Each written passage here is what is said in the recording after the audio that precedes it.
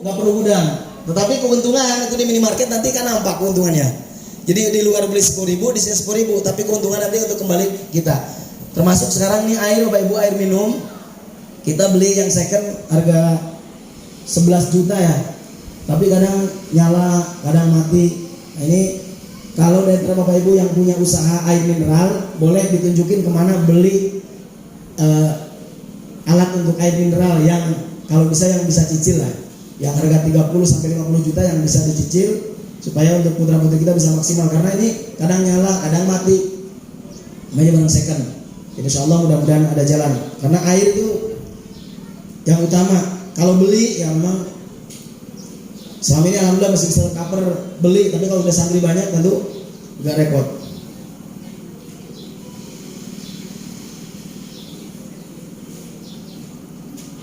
Nah, kemudian Bapak Ibu khawatirkan anak kita untuk sesuatu yang layak untuk khawatirkan Bu, Pak. Khawatirkan anak-anak kita untuk sesuatu yang layak untuk dikhawatirkan. Bapak Ibu jangan berpikir anak saya makan enggak usah khawatir. Insya Allah makan 5-3 kali. Insya Allah tidak ada sejarahnya dia anak tidak makan. Ya Allah, khawatir anak saya tempat tidurnya ini itu Bapak Ibu. Kami bertumbuh bisa ngurusin santri karena berangkat dari prihatin di pesantren. Kalau kita di pesantren berharap anak-anak kita senang, enak, maka bersiaplah ketika mereka keluar dari pesantren nanti. Suatu saat mereka jadi orang generasi yang manja.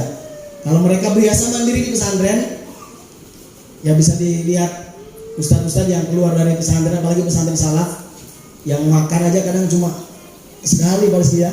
Kadang makan cuma sekali, nungguin beras. Kejadian nggak ada beras mau masak itu bukan hal yang aneh, itu biasa. Makan hanya dengan sambal itu bukan hal yang aneh, itu biasa. Tetapi tumbuh menjadi orang-orang yang memang siap fighter ya.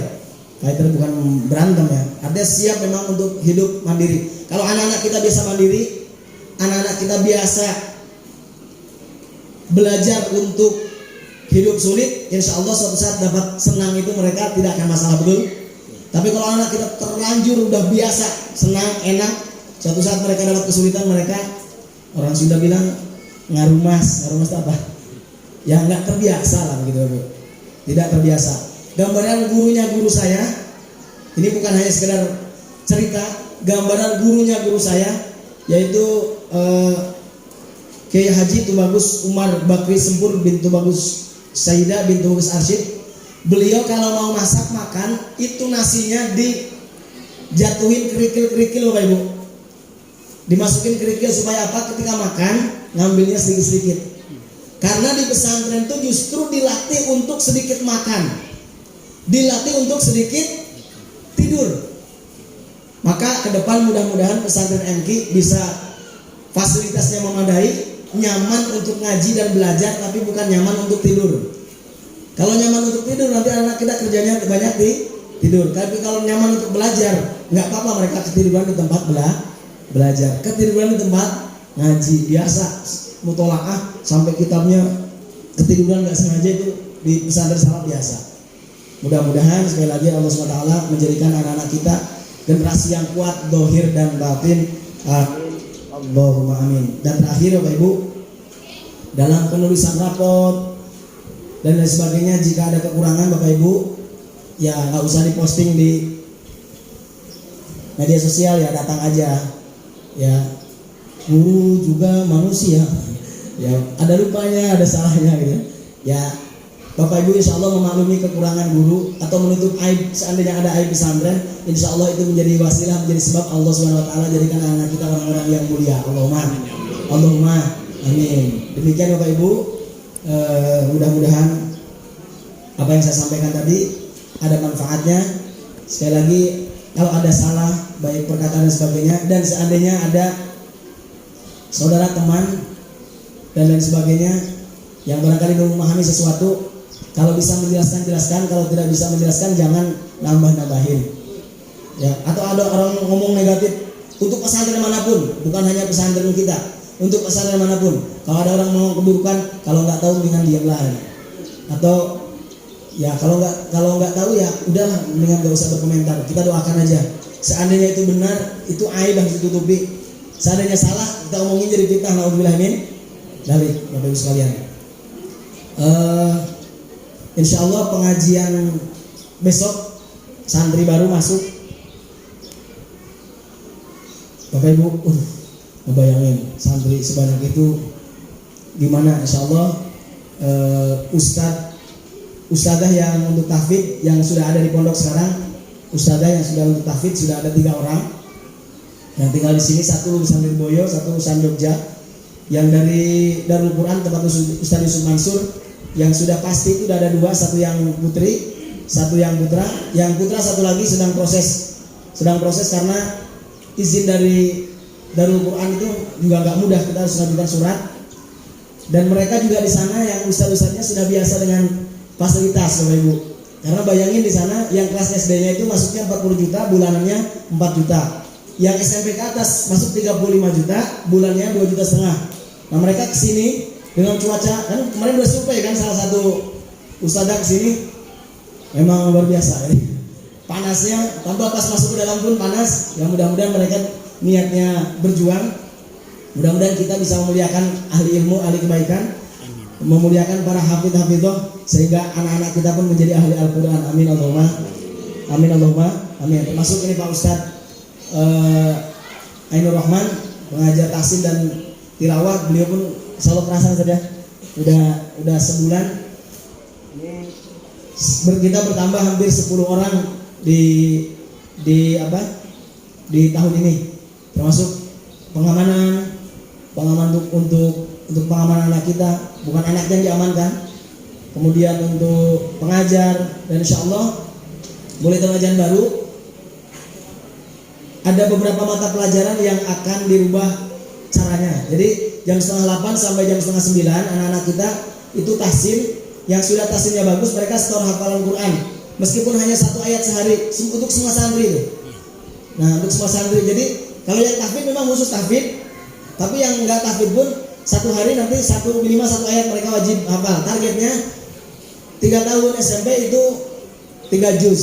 Ya nggak usah banyak-banyak, 3 juz targetnya minimal. Jadi setiap pagi seperti itu. Tentu ada pelajaran yang akan dialihkan di luar. Contoh Bapak Ibu olahraga, yang selama ini masuk jam pelajaran olahraga sore, tapi guru olahraganya nanti akan datang sore. Jadi nggak lagi mata pelajaran apa? Kita siapkan bahasa Indonesia, contoh bahasa Indonesia kita maksimalkan, tapi lebih ke mereka yang produktif, yang suka curhat, suruh bikin novel, belajar. Sesuai dengan bakat minat masing-masing anak. Untuk bahasa Inggris juga pagi, alhamdulillah. Alumni Gontor sudah ada di sini, alumni kita, alumni Gontor yang program bahasa, kemudian program Olimpiade, alhamdulillah juga sedang dirancang, dirumuskan. Jadi nanti Bapak Ibu kalau ada anaknya Bu, halo Bu, kalau anaknya ngomong gini, Mak, sekarang ada pelajaran yang ditiadakan, aku mau pindah, bisa jadi namanya anak kalau mau pindah itu pasti bukan karena nggak merasa bisnya, tetap cari alasan. Nah itu nanti konfirmasi aja ke ustaznya.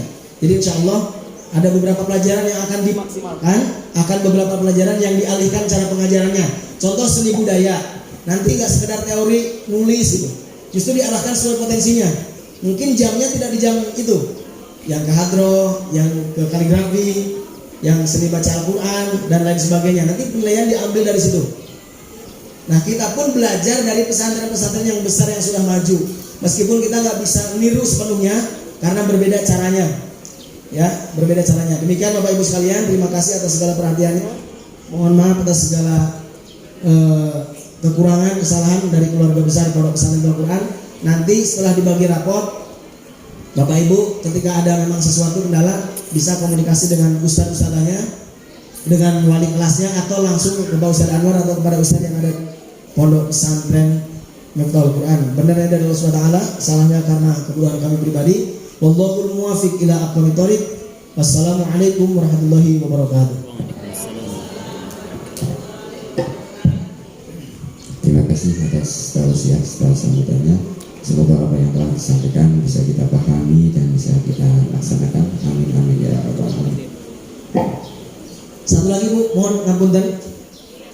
Kalau ada sesuatu yang sifatnya agak sedikit negatif, tolong jangan ditularkan ke wali santri yang baru. Contoh gini, ada wali santri yang datang, wali santri yang ngapunten, karena disampaikan ini, udah di MK tenang aja, bayar nanti 6 bulan nggak masalah gitu. Jangan Bu ya, jangan seperti itu, kasihan ya, jangan seperti itu. Ya, karena itu terjadi ditanya dari mana gitu, seperti itu ya. Mohon maaf, terima kasih. Baik, terima kasih. Kiranya dapat dipahami ya Bapak Ibu ya. Nah, mari kita tutup bersama-sama dengan bacaan tahmid hamdalah. Alhamdulillahirabbil alamin. Sekian dan demikian